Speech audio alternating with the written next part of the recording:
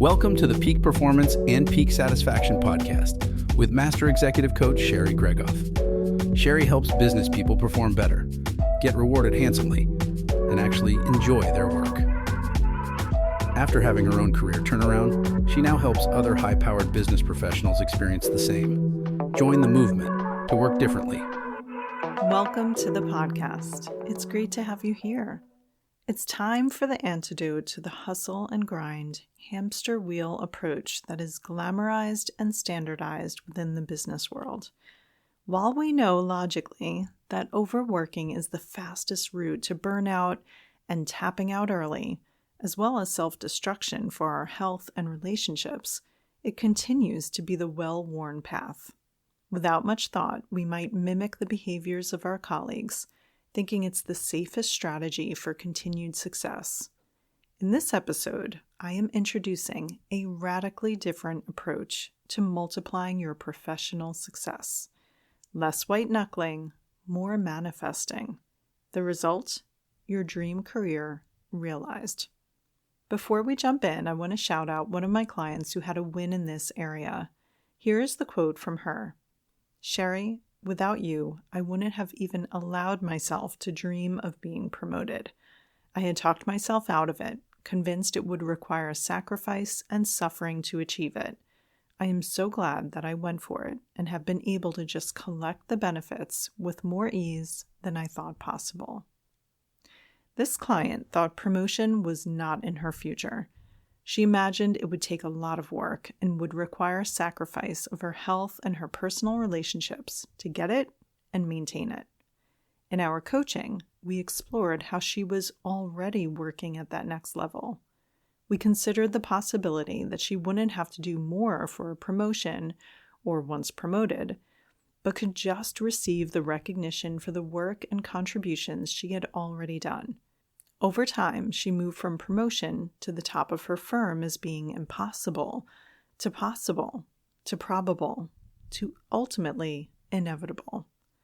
This year, she received her promotion with no additional effort or scope, purely as a reward. This opened the door to new levels of compensation and a variety of perks that come with it, all upside. It started with giving herself permission to dream, and then changing her mind that it wasn't only possible, but inevitable. This helped her recognize opportunities, make decisions, and shift her identity to it being done before it even happened. And then, like clockwork, it did. Similar victories are shared by all of my clients, and I have experienced it too in my own career turnaround. So let's hop to today's podcast content and get you on your way to experiencing this also. Many of us are told the advice to start at the bottom and work your way to the top through blood, sweat, and tears. Pay your dues. Be the first one into the office and the last one out. Outwork your peers. Do the grunt work until you earn your way to a more balanced lifestyle. There are a couple of problems with this approach, as you might imagine, or have painfully experienced firsthand like I have. We may be among the cohort of business people who accepted that we would need to sacrifice for our success for the early part of our career, but then we never quite graduated out of it. We work just as hard, and sometimes harder, than our own employees. Retirement is seen as the only exit plan, when we might dial back our working hours and be able to control our stress levels. Even if we were willing to pass the baton to juniors in our organization, having paid our own dues, we may find they aren't interested in doing the thankless tasks, much less with a smile on their face. Being lured by companies promising cushy environments and flexible schedules, there is a basic expectation for a better quality of our work life now. The assumption that team members will just be happy enough to have a job or be satisfied with the brand cachet of their employer as a reason to endure less than perfect working conditions just isn't grounded anymore. Which means there isn't a reloading of the organization with like-minded employees. So many leaders are carrying the same workload even as they advance and broaden their scope. We are coming to grips with a broken model. an ill-conceived standard for working in the business world based on grinding out work with little regard for growth and wellness. I have lived this story. My scrappiness and against-all-odds career journey has been a source of pride. My drive to find the best education and get a good start at a reputable company turned into a climb up the corporate ladder. In many ways, this inner drive to do what it took to advance served me extremely well. I changed jobs every few years, learned new areas of the business, developed new skills, took on more responsibility, grew my impact, and earned rewards and recognition accordingly. It started as a fight for independence, to provide for myself, to establish some level of safety and security in my ability to earn a livelihood. But this drive and relentless focus continued for many years after my security was achieved. It was partly a subconscious lack of awareness that there was no longer an imminent threat to outwork. It was part pride and ego, stimulated by the promise of career advancement, part pure competition with colleagues, and this combination, when unchecked, had my normal mode as overworking and overstressing about work. Period. Maybe you can relate. I work with many first-generation business professionals who experience tremendous pride being the first in their family to go to college, first in their family to have a business career, first in their family to be a founder or entrepreneur. With that surge of empowerment that comes from being the first, it can also be a double-edged sword. A deep responsibility to provide for others, an ingrained fight for survival. Again, it can serve a purpose and apply a level of pressure that makes us do something bigger than we might have thought possible for us. But then, the pressure either hits a max level or we come to the realization that we don't know what we are fighting for anymore. This ingrained sense of urgency to produce, to maximize output, to perform, to impress, to collect accolades and external validation may be driving us quietly until, very suddenly, it may not seem worth it. It may give us pause and wonder, whose definition of success are we striving for so hard anyway? Depending on when this realization happens, there may be serious regret about other priorities being sacrificed while we were wrestling our goals to the ground. A scarcity that might have been our initial driver no longer exists. Maybe we have enough. Maybe we have accomplished enough. And that can feel wildly unfamiliar. Today, I would like to invite you to consider a very different way of approaching your work and your success. This will be valuable to you whether you have looked at work as hustle and grind or not. For anyone who finds the idea of supernatural ease in their work intriguing, this is for you. There is much ado about the concept of manifesting. Some call it woo, some only heard of it this year, and some swear by it. I'm going to suggest that we release whatever preconceptions we may have that manifesting is mystical or new age or something for other people. I would like to offer that the approach and philosophy behind attracting the success we seek is as old as time. And if it's both predated and outlasted hustle and grind, it might be worth a closer look. Because the overworking now to earn a retirement later, only to discover our health is shot and our time is up when we finally get to that light at the end of the tunnel, well, that ain't working for us. What I am suggesting is that there is a better way to navigate your career and work your job than white-knuckling and forcing yourself into a dreaded task to secure income that you desperately need because it's an obligation in this life, a core part of adulting, along with paying taxes and dying. We indeed have a choice on how we curate our relationship with our work. There is an alternative to seeing it as checking a box, and instead to recognize it as a precious opportunity to create a meaningful impact in this world. It's more like yielding to a calling, to using our gifts to help others, rather than being subservient to an employer. It's leaning into what we are naturally gifted at, rather than contorting to look like a perfect employee. It's following the natural order of things to meet our basic human needs for growth and contribution, rather than meeting an obligatory duty forced upon us. Now you might say, Sherry, whether I am in my seat against my will or there to create magic, it doesn't really matter. I would offer that the reason why you are working and your soundtrack while you do it matters more than you can imagine. The more tightly we cling to our jobs as a primary source of safety, the more apt we are to people please, keep our ideas to ourselves, and aim to be helpful enough to stay, but not call enough attention to ourselves that we might be asked to leave, or heaven forbid, make a mistake. I would point out that we spend so much time worrying about our status and the longevity of our employment that it rules out using that time and energy to create our best and most brilliant work. When you catch yourself worrying about job security, know it's because you are viewing your work as your livelihood, an exaggeration as you can earn an income in a less glamorous job immediately as needed. The more we view our professional role as our primary identity, the more we count on our work alone to fulfill our need for spontaneity, fulfillment, and purpose. And when it's our identity, we feel wedded to it. So even when unfulfilled and plateaued, we stay because it's who we are and what we know.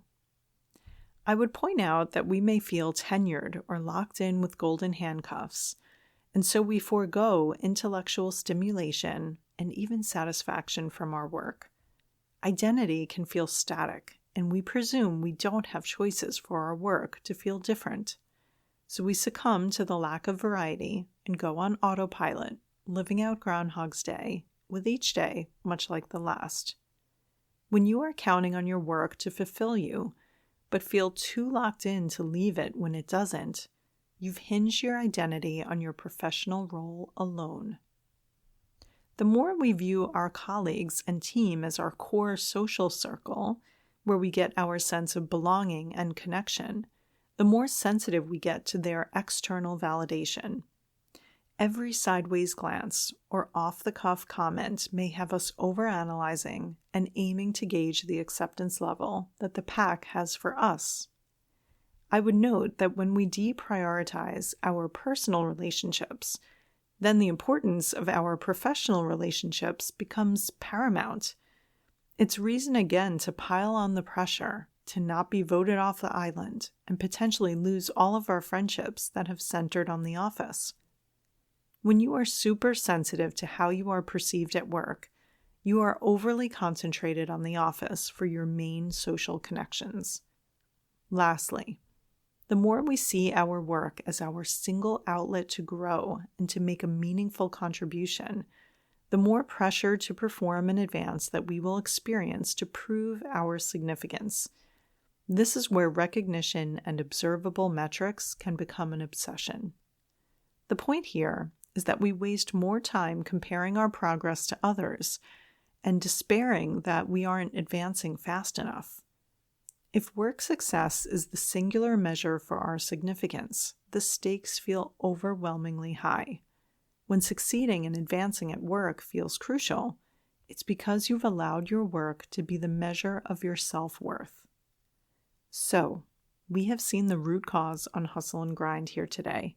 It's not pretty, I know. The good news is that you can't unsee it.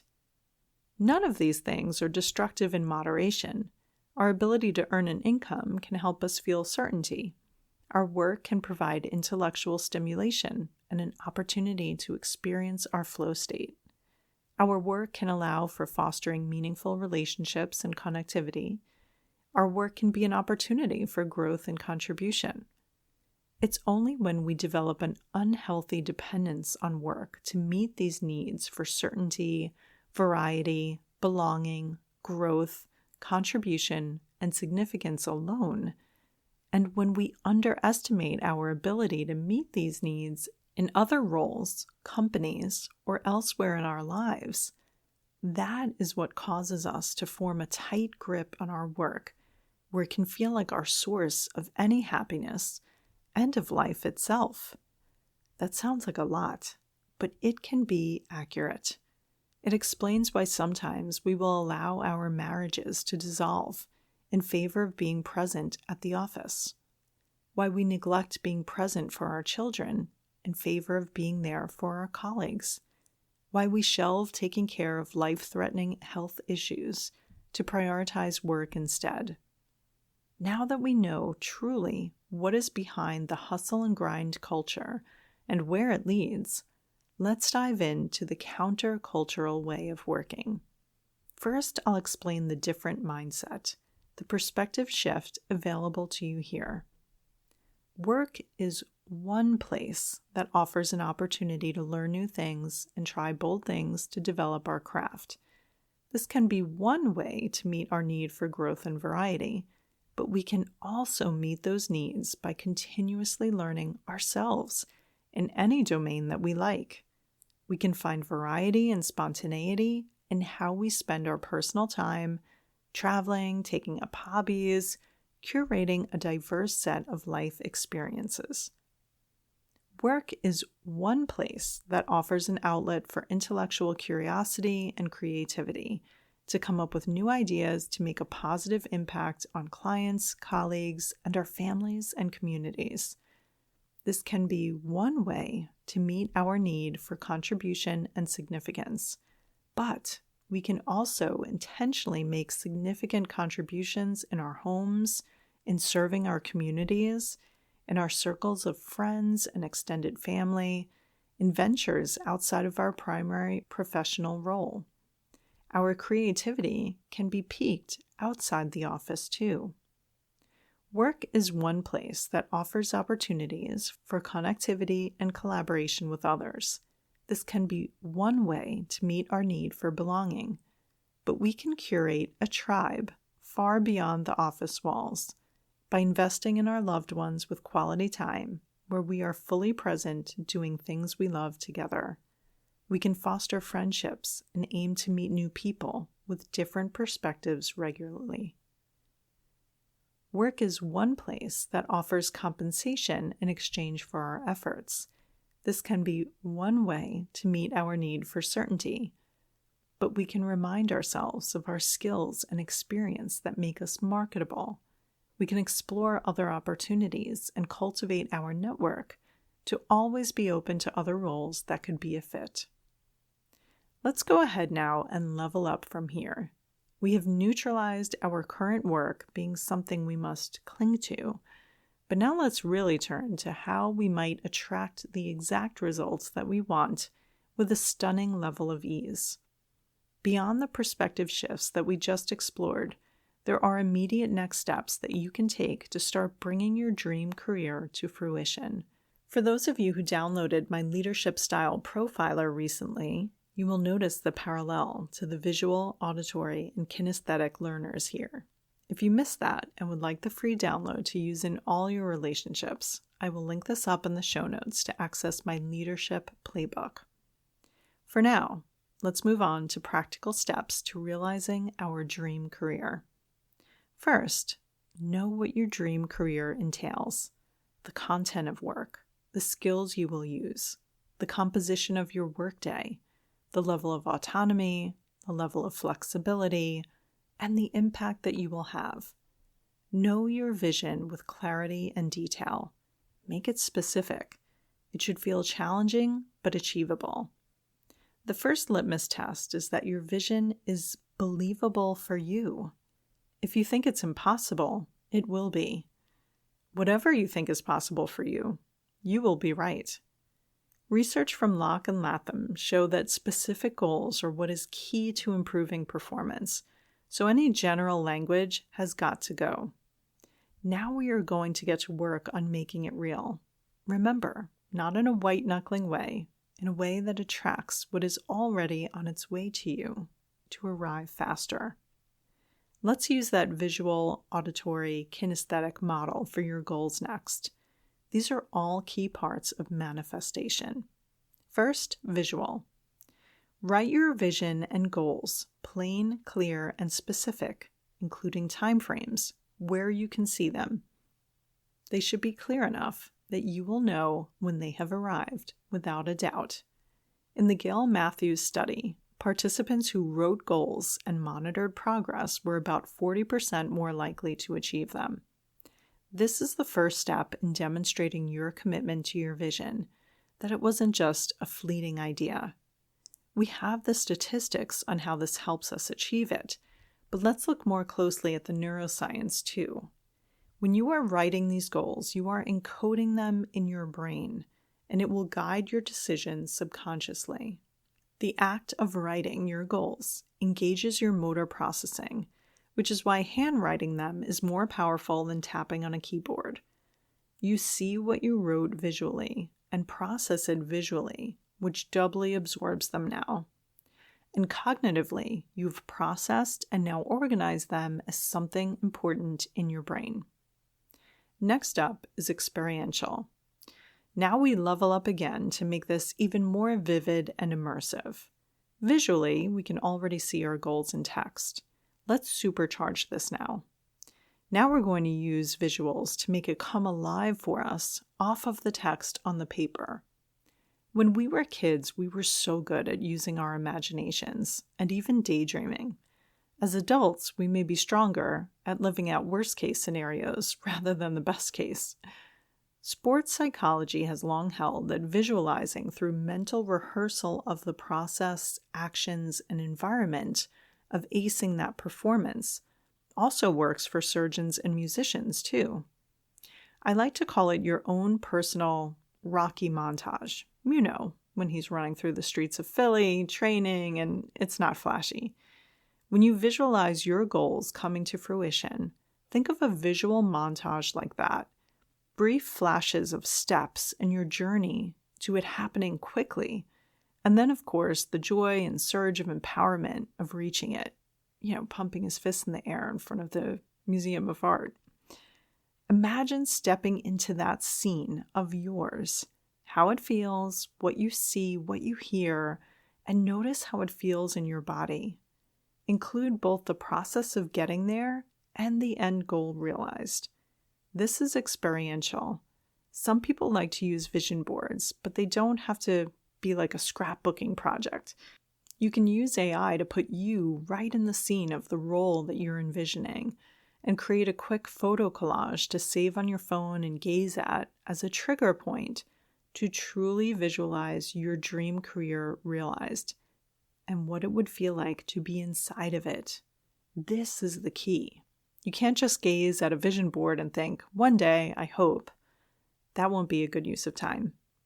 Look at the pictures and imagine yourself stepping into the scene, already being there, it already being done, until you have a visceral reaction in your body. That last step of the visceral reaction is what wakes up your subconscious and has it pay attention.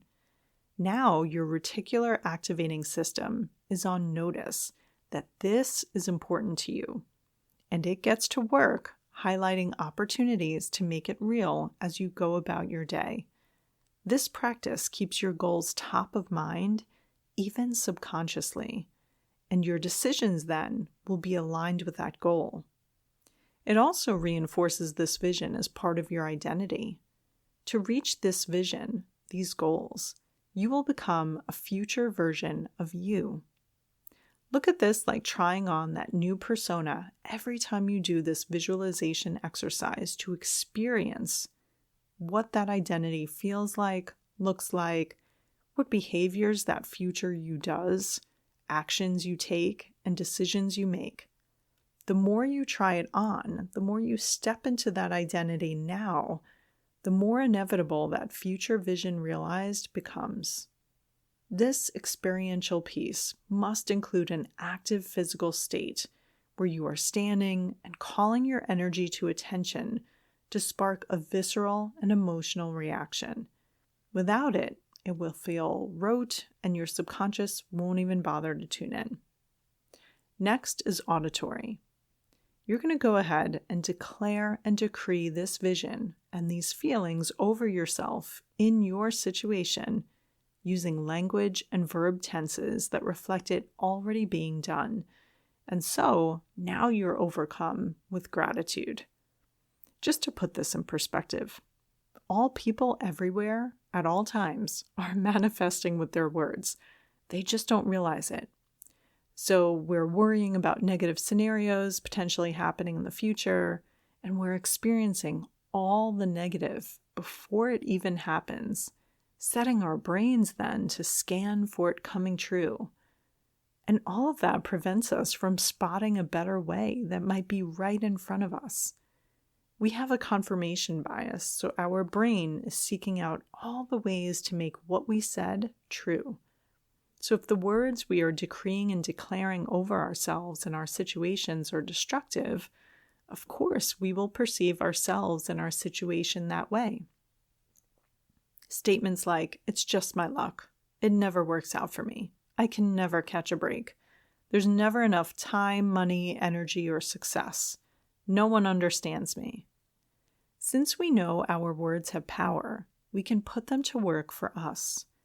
Do this on your morning walk, or record yourself saying these in a voice memo and listen to it while cycling. It works best when you say the words out loud. You can even hear your voice saying the words on a voice memo, and then you can repeat it out loud. I suggest starting every statement with "I am" to counteract the things you might have said or believed about yourself before that were limiting and destructive instead of expansive and constructive. In this way, we are rewiring our brains and forming new neural pathways in how we see ourselves that directly influence how we interact with the world around us. And if you catch yourself casually saying a limiting belief about yourself, retract it. Your brain is always listening and taking note. For the fifth step, we are designing new habits. This is where we take belief-backed action now as inputs to your vision, another experiential step. These aren't graspy actions or rushed white-knuckling, but instead a practice. Habits that deserve a spot in your daily life because they flow naturally from your new identity. It can get complicated when we aim to do something 3 times a week. Incorporate this new habit into your daily routine to keep things simple. Don't fret about how fast it will create results. Know that if it will only help your results, that is enough to commit to it. As you take these 5 practical steps, practice these perspectives while you do it. Number 1, gratitude.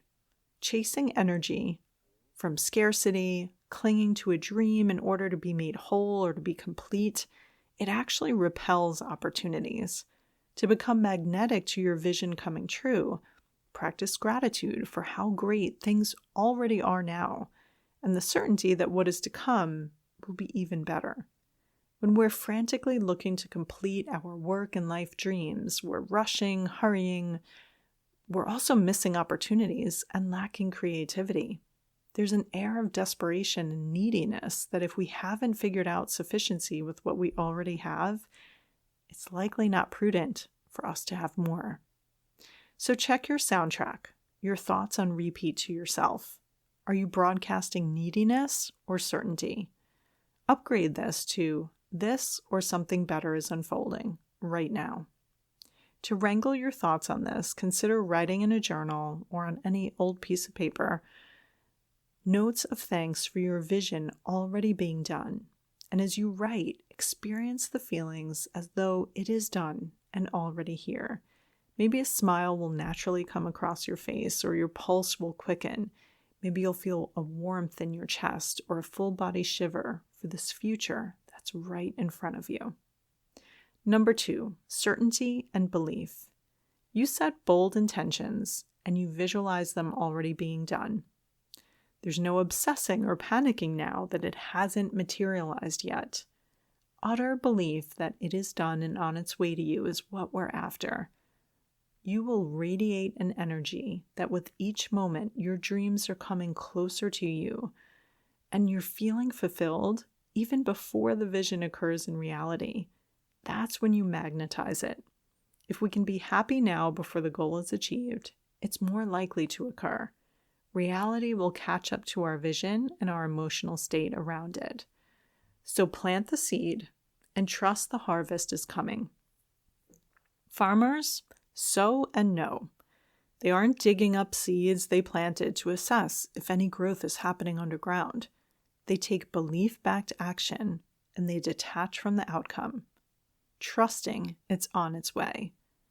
This is how we move from force to flow, from fear to alignment, from push to pull, from effort to ease. This inspired action we take then is energizing, not depleting. This is more like a natural yielding to the calling on your life, getting in sync with that future you in the dream career and life. I spoke with a friend recently who said he feels protected in some way he can't explain. Consider that you are anchored and guided and protected, whether you notice it or not, even when you don't know the full plan ahead. Number 3, capacity.